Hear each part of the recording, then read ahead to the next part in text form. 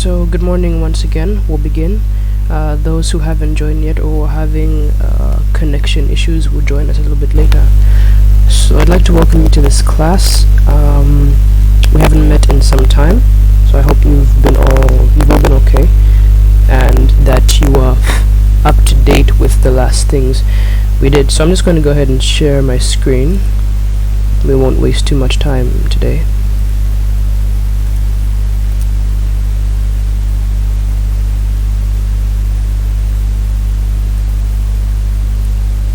Alright, so please confirm that you're able to see.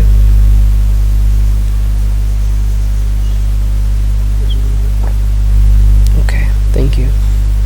Alright, so previously we left off on this part here, the Lagrange method, and I know that not everyone got this.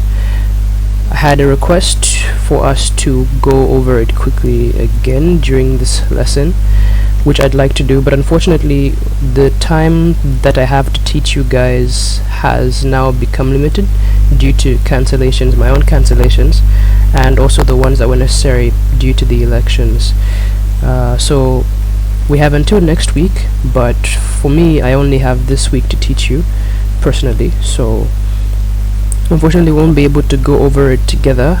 However, I've sent you some videos in the group that might help, and you can come through, you can try them, and then try to do the work for yourselves and come through and ask me. I will still be available for your questions even after our classes are done. Excuse me. So yeah, I'll still be available if you have any questions, even when we end.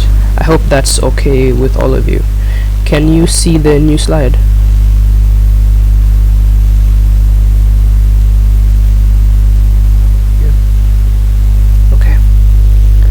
So today we're going to start a new section of the work. Hopefully we'll spill over into the last section as well. And this section will be a little bit more theoretical than what we've seen before due to the lack of time. However, the foundation will be sufficient for you when you go to school. So what we'll look at today is called the individual demand of a good.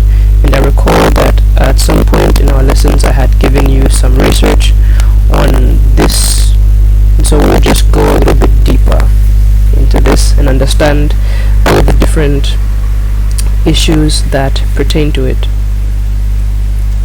Alright, so let me just check through if everything is okay before we begin.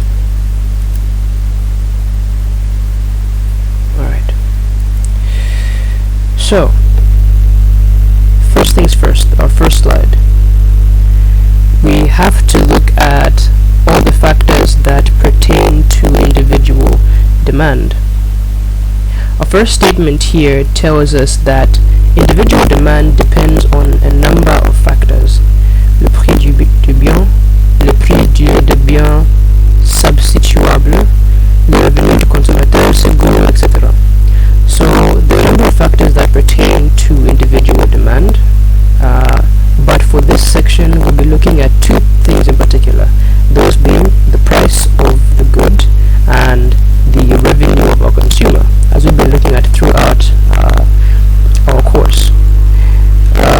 So the next phrase tells that dans ce qui suit, in what follows, we're going to study the individual demand of a good en retenant l'influence que dans ces variables actives et les autres variables restent fixes.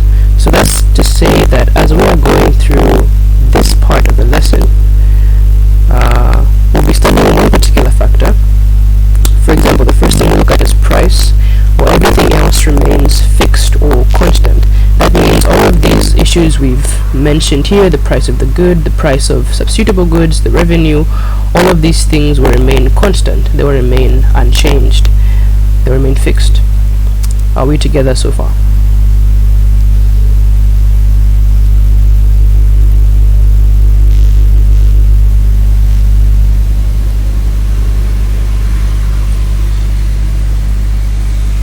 Yes, we're together. Okay, thank you. Alright, so this entire slide here pertains to the phrase called ceteris paribus, which you'll see a lot as we go on. It just signifies that we're studying one particular element while everything else remains fixed. So, we're going to look at two things, as mentioned, price and revenue. So the first part is the individual demand of a good in terms of its price. And under the term of price, we're going to look at two particular curves. The curve of consumption and price, and the curve of demand. So, first part, the curve of consumption and price. Niveau de vie. Niveau de vie basically implying how capable a person is to buy certain goods based around the amount of money they have and the price of the goods they want to purchase. So that's the implication of the word niveau de vie. You'll see this as we go on. It's just important to take note of what it implies. So first phrase, soit un consommateur qui affecte la totalité de son revenu nominal R à l'achat de deux biens X et Y ont respectivement le prix unitaire PX1 and PY, l'équation de la droite B1 du contrat budgétaire s'écrit comme suit. So, this is a formula we've seen already in our previous classes.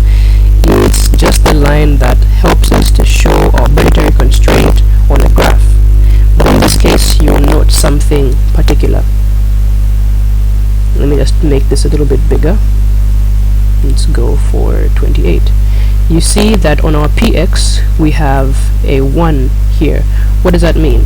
It means that this is one of the prices we're going to consider. We'll have PX1, PX2, PX3, and 4, and so on. And as we go forward, the price will generally be reducing. So basically, we'll be studying how demand is affected as we are reducing the price of our good. And we're going to focus on good X, good Y remain the same. So in this case, we're studying price, everything remains the same. And in terms of price, we're studying the price of good X, and everything else remains the same. Are we together?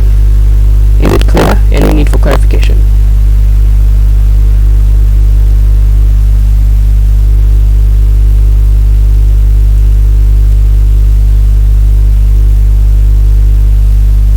Can you just explain this paragraph again? The first paragraph? Yes. Okay. So, let me just read this in English, or just transform it in English.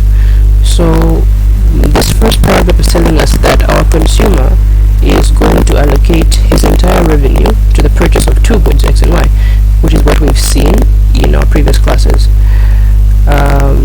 So, the goods X and Y have, as always, their own prices. The price of good X is PX1, and the price of good Y is PY. And so now we see the equation of our budgetary constraint, which is Y is equal to the negative of PX1 over PY multiplied by X plus R over PY. So as I said previously, we'll be studying price in this case, and we'll focus on the price of good X. The price of good X will be changing, we'll be reducing it. So we'll have PX1, PX2, PX3, PX4. PX1 is greater than PX2, PX2 is greater than PX3, and so on, because we're reducing the price, but everything else will remain fixed. Yeah, that's all in this part of the paragraph. I hope it's clear. Is it? Yes. Okay, thank you. So the next part here, basically it's just explaining the components of our equation. It says où X et Y sont respectivement les quantités achetées des biens X et Y. So we have X and Y here. Y is here, X is here, and as we've seen already, these are the quantities that the consumer chooses to buy of X and Y. So it's says voir infra la figure 5, which we'll see later. In the graph that we'll see, we have our usual point of equilibrium, which is E, except in this case it's E1, where we have x1 and y1. This is because due to the fact that we're changing our price, even the point of equilibrium will change, because the point of equilibrium is the point where the price of the goods and your revenue comes together, the point where you've spent sufficient money that's within your budget, and also the price of good is something that fits within that, and you have your equilibrium. So because we're changing the price, even the point of equilibrium itself will change. So we'll just go down to this graph here to see what that means. I wanted to highlight it a bit. So here we have E1, which is our usual point of equilibrium, and we know that it's between these points x2 and r over py. It has two coordinates, but then we see that there's more as we go forward: e2, e3, e4, and this is because we are changing the price of our good, and we'll see a bit more about this as we go along. Are we okay so far? No. Kindly explain this. What you were saying. Clarify your question a bit. Which part? What you're saying about the E1, E2. Okay. Alright. So, we'll come back to this slide. As we mentioned in our previous lessons, we have the point E. The point E corresponds to our point of equilibrium. By now we all understand what the point of equilibrium is. But in this case, due to the fact that we're changing our price, even the point of equilibrium will change. According to our graph, it seems to be going higher up, even though the price of goods itself is reducing. So we have our first point here, E1. Our slide here tells us that for px1, the point of equilibrium is E1, where its coordinates are x1 and y1, which is what we have here, E1, x1, y1. I put it in red so that you would be able to easily differentiate amongst these. We also have B1 here, which is the curve of, it's like the curve of indifference in this case. Oh no, sorry, B1 is this line here that represents the budget line. So let me say that again to clarify. We have x1 and y1, which give us our point of equilibrium. Then we have this long line coming down, which is B1. It represents our budget line, our budgetary constraint. And then we have U1 here, which represents our curve of indifference. Remember, when we looked at curves of indifference, we mentioned that you assign an index of utility to it. So in this case, we have U1, U2, U3, U4. But our focus is right now on Y1, X1, B1, E1, and U1. This is our first point of equilibrium. Est-ce que c'est clair? Oui. Okay, thank you. So let me zoom out a bit. So in continuation from what we've looked at, our next paragraph here tells us On the previous slide. this one? No, that one for caves. Bottom. No, that one. Yes, this one. Why is it that we're doing those diamonds which are meeting at one point? Meeting at one point. Yes, like the budget constraint.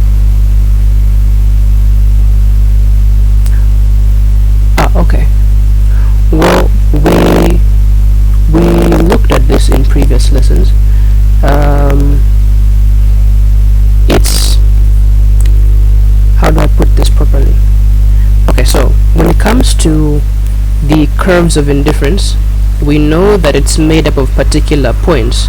They're combinations of goods X and Y that the consumer can choose to maximize their satisfaction. But then we mentioned also that the consumer has to buy goods that fit within their budget. And so we have this line. The point where they meet is the point of equilibrium, as we mentioned before. It's the point that allows the consumer to have the most satisfaction while still fitting within their budget. So this point here is the exact combination of X and Y that fits within the consumer's budget and allows them to have the most satisfaction. Is that okay? Yes. Alright. Any more? On the point, on the point of equilibrium, what is it that we've drawn that curve on E1, E2, and E3? This one we'll see in the last slide. For now, just focus on what we've mentioned. True. Alright. Any more questions?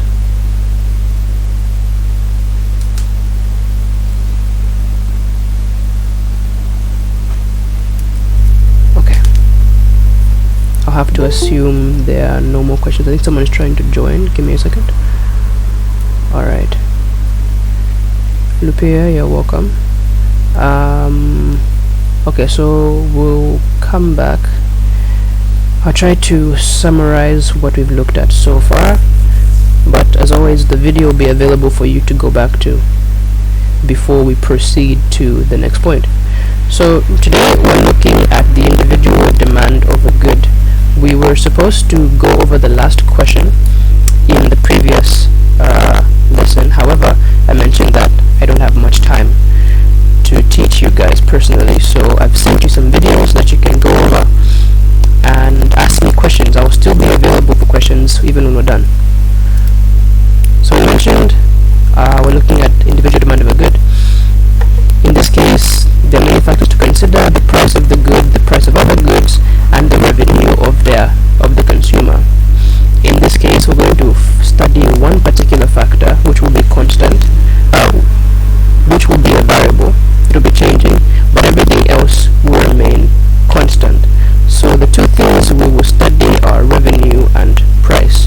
The first thing we look at is price. So in this case, price will change, but everything else remains fixed.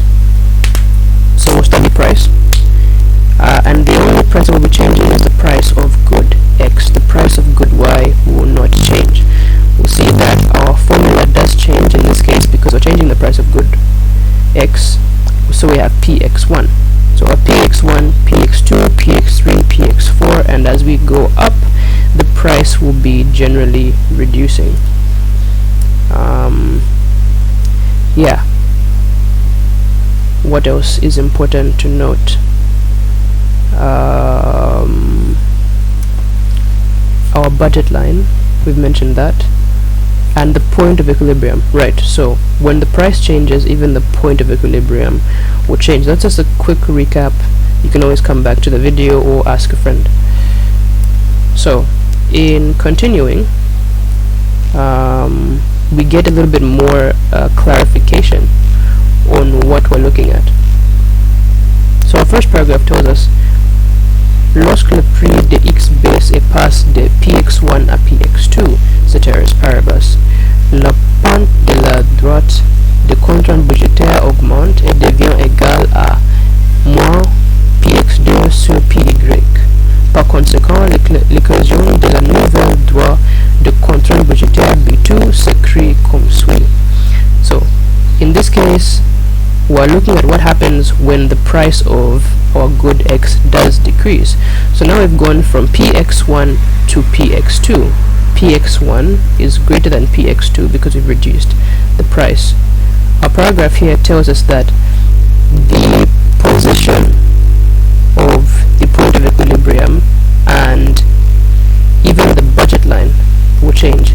Actually, the movement of the budget line is what will cause the shift in the point of equilibrium. So we'll come to our graph. The budget line we're looking at here is B1. So we see that B1 is here, and it meets at E1. But now, since we have decreased the price of good X, our budget line will move from B1 to B2, which is here, and we see that B2 now meets the second curve of indifference, which is U2, and they meet at E2. So before I continue, any clarification? Yes, and then the previous slide to highlight something. Ceteris paribus, what do you mean by ceteris paribus? Ceteris paribus. I mentioned previously, it pretty much summarizes what we had in our first slide, which tells us that as we study this topic, the individual demand of a good, we're going to study one factor, which is a variable, and the others will remain as constants. They won't change. In this case, we're looking at it in terms of price. So the price of good X will change, but everything else will remain the same. That is to say that the price of a substitutable good will remain the same, the revenue that our consumer has will remain the same, and the price of good Y also remain the same. It's just that the price of good X will change. So ceteris paribus means literally all other things being equal. So it just tells you that one thing will change, but everything else remains the same, because we want to study just that particular factor and how it affects demand. We'll leave the other things, and perhaps we'll study them later, and what remains will remain fixed. Is it clear? Yes, thank you. Alright, you're welcome. So, as mentioned previously, our budget line will move. So, just a quick recap to what we saw previously. The diagram we have here is what we call la carte d'indifférence.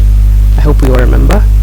And so in our curves of indifference, U1, U2, U3, U4, we all know that in this we have different combinations of goods. And the combinations of goods that are in U2 are always better or more satisfying than those that are in U1, and those that are in U3 are always more satisfying than those that are in U2, and so on. So as we are going forward here, we will then notice that since we've moved from E1 to E2, which is our point of equilibrium, we will note that our consumer satisfaction will generally increase, because it's in a whole new indifference curve. And that's only because in this case, just in this case, only because the price of good X has decreased. I hope that's okay. We'll come back to our slide. Before I continue, any clarification?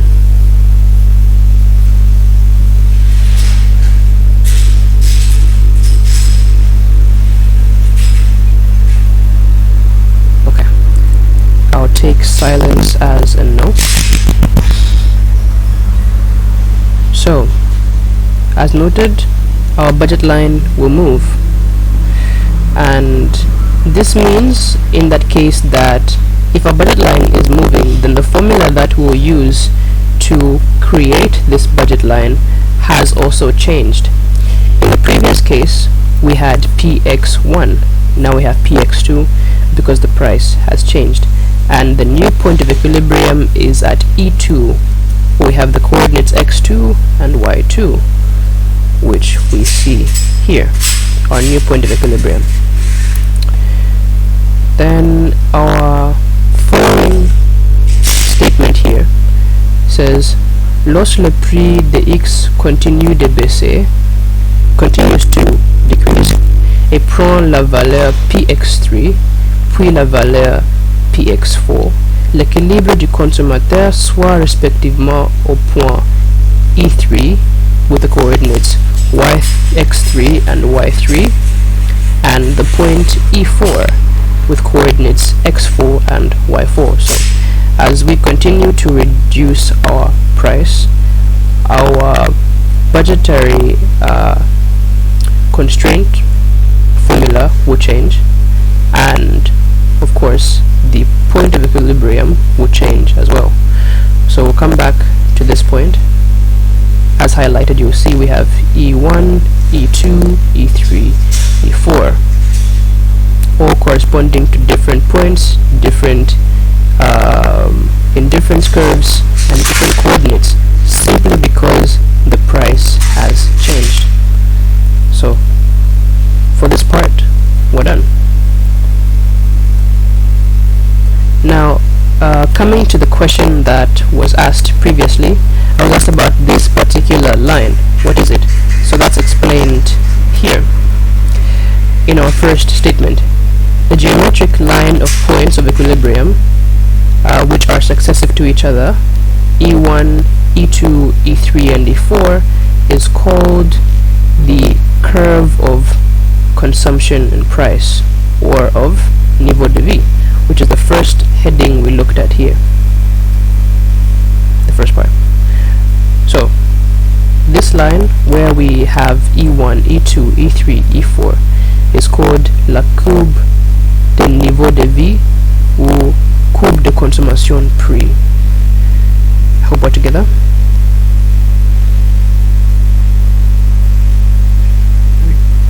Okay, I don't know how much time I have, but let me just finish this point. The second phrase, il indique les combinaisons XY qui permettent au consommateur d'atteindre le maximum de satisfaction quand le prix du bien X diminue ceteris paribus. So I mentioned previously that this phrase, ceteris paribus, will come again and again, simply to say that we're looking at one factor which is changing, the others remain the same. So this second phrase tells us that it allows the consumer to show the different combinations that would help them attain their maximum satisfaction at different points. That's to say, which points will allow a consumer to would still have satisfaction if the price changes, if the price reduces. If at px1, the equilibrium point will be at E1, if px2, E2. So in other terms, in other words, which is our last paragraph here, la courbe de consommation prix ou de niveau de vie est la courbe qui joint les points d'équilibre successifs induits par la variation des prix de X, which pretty much summarizes everything. The line that we have there joins every single point of equilibrium that we might have as we change the price of good X, that is, reducing it. Are we together?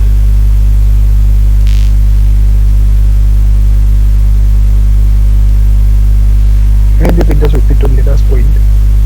Sure, no problem. So, I'll say that again.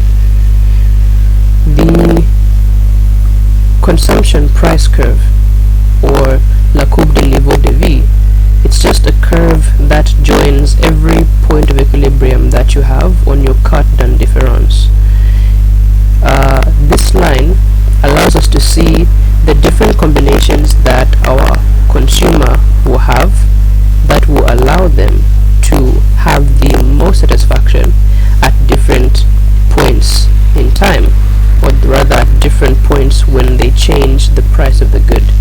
It shows us which combinations of goods would give us the most satisfaction if we continually reduce the price of X. So it basically just joins your points of equilibrium. If you want a simple way to remember it, just know that it joins all of your points of equilibrium. Is that clear? Yes. Alright, thank you. Alex, how much time do I have? Or have I exceeded?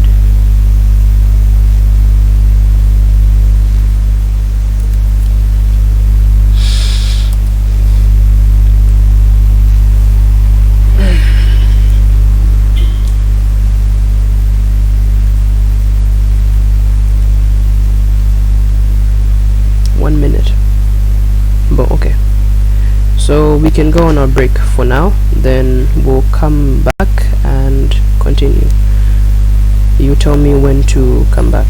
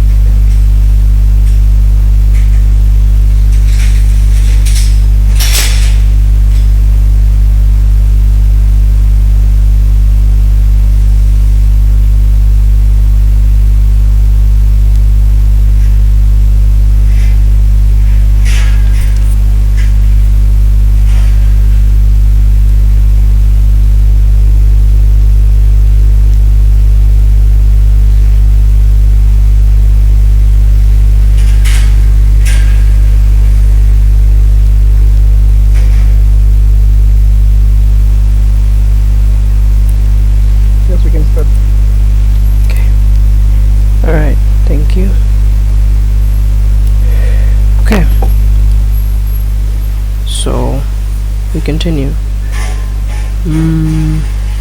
So we'll do a brief structure review. First thing we looked at was individual demand and what it entails, everything that pertains to it. In this case, we'll be looking at individual demand of a good in terms of its price. First thing we've looked at is the curve of consumption price, or the curve of niveau de vie. So I mentioned that we're going to look at two things. The next thing we're going to look at is the curve of individual demand. So this curve, let me read it in French first and we'll come back. La courbe de consommation prix indique pour chaque valeur de Px la quantité x de x, quantité consommée de x, que le consommateur choisit parce que cette quantité de x associée à la quantité y de y lui procure le maximum de satisfaction. So this first paragraph, it tells us that the curve of consumption price indicates for each value of Px. Hold on, I think there's an issue here. There's an issue here. Okay, so let me start again. The curve of consumption price indicates for each value of Px, the price of x, the quantity of x that the consumer consumes that they choose, and they choose this particularly because it associates to y. So the consumer chooses this value of the price of x and the quantity of x that is associated to it because this quantity is associated to a particular quantity of y. So it's basically choosing to buy a particular good simply because it associates to a different kind of good, and the combination of those two will give you the maximum satisfaction. Say you buy a pen and a book. You may choose to buy a particular pen just because it comes with a particular book, and those two together will give you the maximum satisfaction. Should I clarify that a bit more, or are we okay?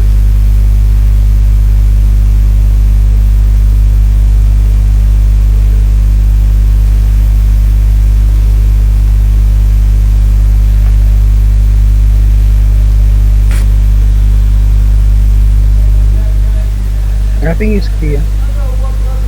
Okay. Alright, thank you.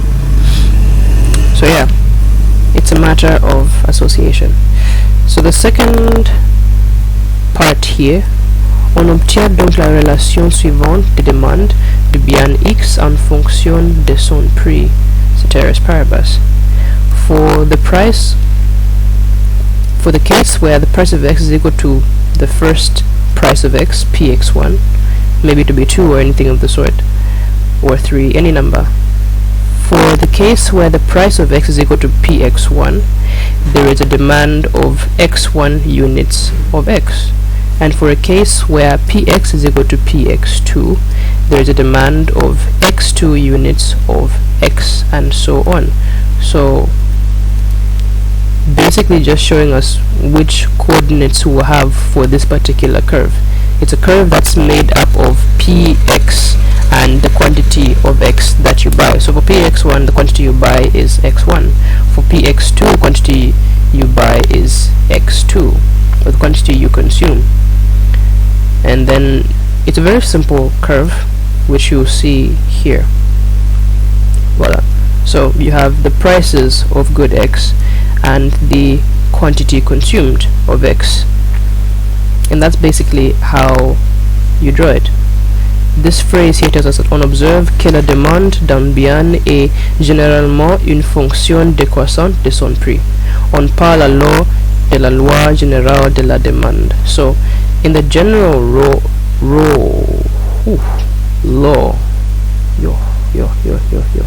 in the general law of demand, you will notice that our function is generally decreasing.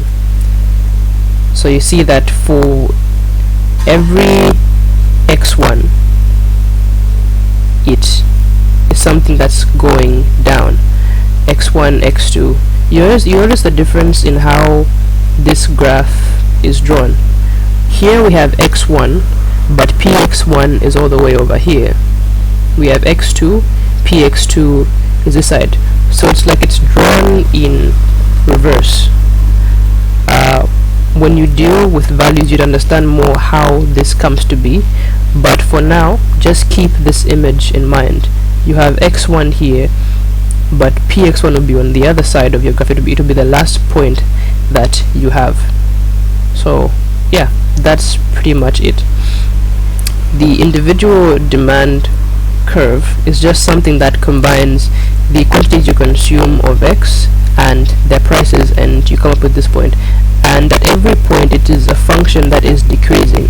If you draw a curve of individual demand and it's increasing, then there is definitely a problem with the calculations, and it would have to be reviewed.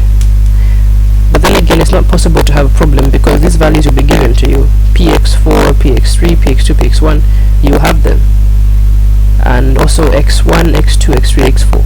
Unless for some complicated questions where you have to do them yourself, but generally you'll find them. So I hope that's clear. You can stop me if you need any clarifications on that part. So what I've included in the slide here is some points for you to research on. So what we saw here was the general law of demand, but there are some sociological constraints that exist that go against the general law of demand. And so I'd like you to just do research on these. Basically just search up these names and see what they mean as we go on. So you understand the difference. For example, the effect of snobism is a case where someone buys a good just because it's expensive. So generally, in the general law of demand, someone would want to buy goods that fit within their budget. They wouldn't want to spend a lot of money. They don't want to spend the money that they have and buy goods that are generally cheaper and fit within that. But the consumer who just likes expensive products will buy them generally because they're expensive. It may not even be a matter of the quality of the good. It might be a bad quality good, but just because it's expensive, someone will buy it, and that goes against the general law of demand. So yeah, I'll send you this slide, of course, and yeah, just do research on these and see what they mean. It's very easy information to find. I'm believing I have 7 minutes more, so we will continue. Like I said, if you need any clarifications, you can stop me. So the first thing we looked at under individual demand of a good was individual demand in terms of its price. What we'll look at now is still under that, but we'll look at something called the effect of substitution and the effect of revenue. So these are situations that are brought about, as you change the price of good X. You find that because the price of good X is decreasing, you therefore have more money to spend because you have more money to allocate to goods. If you say you intended to buy goods already, you had a budget of about 100 dirham, and you wanted to buy some quantities of X and of Y. So in that case, find that the cost of good X was 50 and the cost of good Y was 50. But say you go to the shop and you find that the price of good X has been reduced from 50 to 20. You realize now that you have directly more money to spend because the price of good X has reduced. You can either buy more of good X or more of good Y depending on you, and so that's what we'll see. Will the consumer choose to buy more goods, more of good X, or more of good Y, or less of good X, less of good Y? We want to as we go on it will be explained further. This is just for you to see something that looks a little bit different. Okay.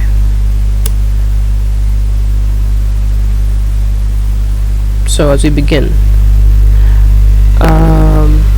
soit l'équilibre du consommateur au point I1, X1 and Y1 sur la figure 7 ci-dessus, that's above, toutes choses égales par ailleurs, or ceteris paribus, une baisse du prix de X de Px1 à Px2 modifie la solution d'équilibre qui est alors représentée par le point I2 where we have the coordinates x2 and y2 appartenant à la droite de la nouvelle contrainte budgétaire B2. Now, the movement from the point E1 to E2, which we already saw in the previous slides, can be decomposed into two steps. The first step is le fait de substitution. The second is le fait de revenu. So, for us to study how this works, we're going to look at two methods of going about it. The first one is the method of J.R. Hicks, and the second is the method of E. Slutsky. So these two guys kind of studied different ways of going about the situation, which we'll go into now. Are we together?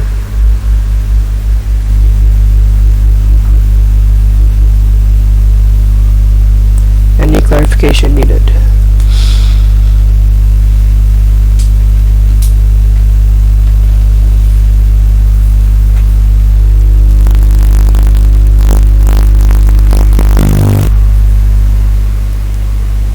Kindly explain this paragraph that starts with toutes choses égales par. Yeah, this paragraph. Okay. So, toutes choses égales par ailleurs.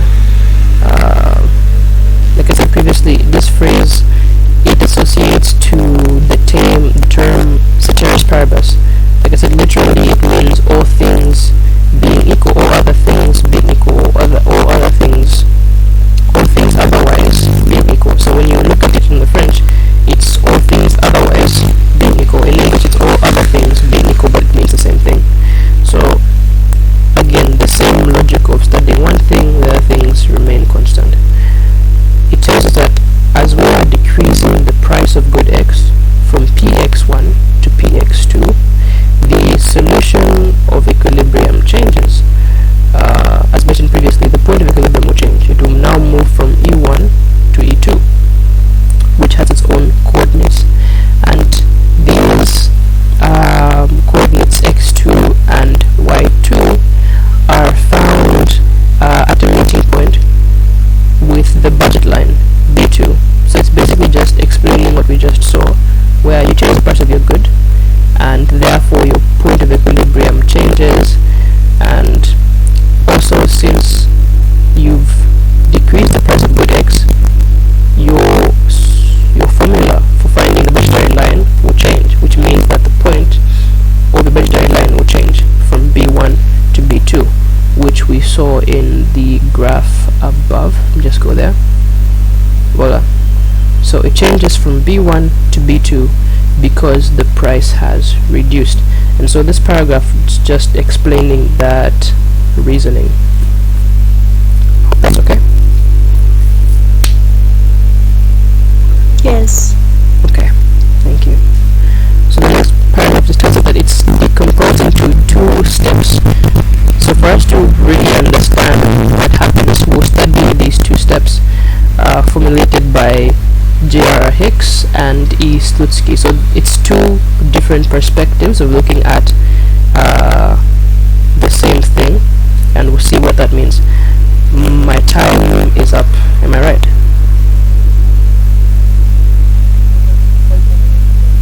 5 more minutes. Okay. Alright. So within that time we'll go into the first method, the method of J.R. Hicks. So for this guy we're going to have three particular movements. We're going to move from point E1 to point E prime to point E2. So in what I mentioned earlier, it's just a passage from E1 to E2, but from the perspective of these guys, there's a middle point that you're going to cross to as you go into E2, and it's explained why as we go on. So firstly, take note of this. When we're looking at the situation in terms of J.R. Hicks, it will pass from point E1 to E prime to E2. So the first step we'll look at is the substitution effect, which is also called the effect of price, where we'll move from point E1 to E prime. The first statement: le prix de bien X diminue par rapport à celui de bien Y. Le consommateur troque une partie de X pour augmenter son pouvoir d'achat afin d'obtenir plus de Y. So, taking this in English, as we have seen already so far, the price of good X is reducing. And so, seeing that the price of good X has reduced, this particular consumer chooses to trade off some quantities of good X. They'll say, okay, so I have more money now, maybe I'll buy less of good X and increase my buying power, le pouvoir d'achat, and I will now use the amount that I have to buy more of good Y. So it's a case where we've gone to the market and you found that the price of good X has reduced, and because of that, generally your buying power increases. But now what you choose to do is that you maybe won't buy more of good X than you plan to get, but instead you buy more of good Y just because you want to. So that's the effect of substitution. It basically just means when the price of good X reduces, the consumer chooses to buy more of Y instead of more of X. I hope that's clear.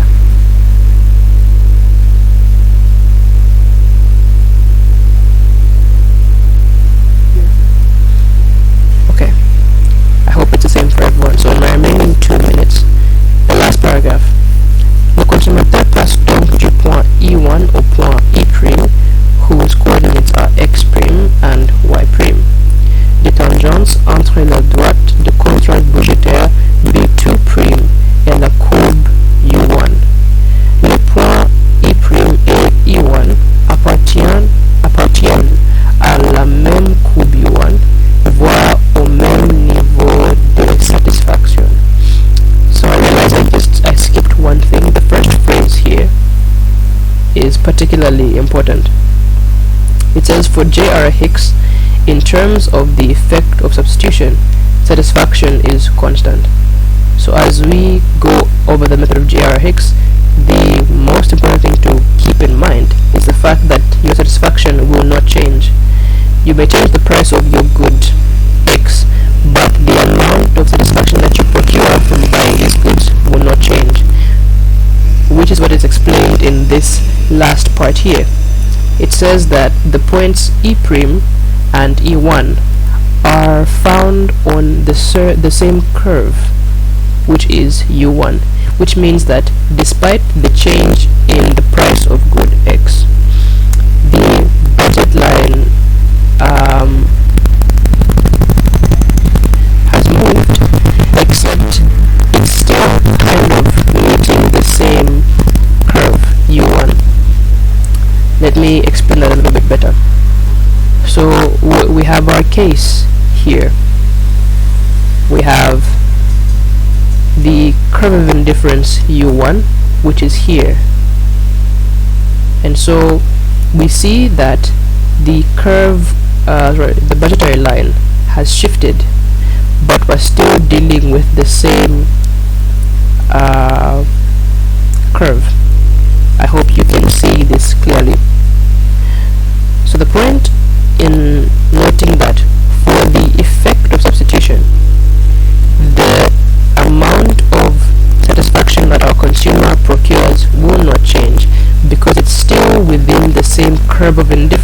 U1. It's just movement from point E1 to point E prime. As you can see, there's different lines of budget. Like I said previously, because the price of the good has decreased, the budget line itself will also move. But in this case, it's still meeting the same curve of indifference. My time is up, yes? Okay, so before we go on our break, is this part clear, or do we need a bit more clarification?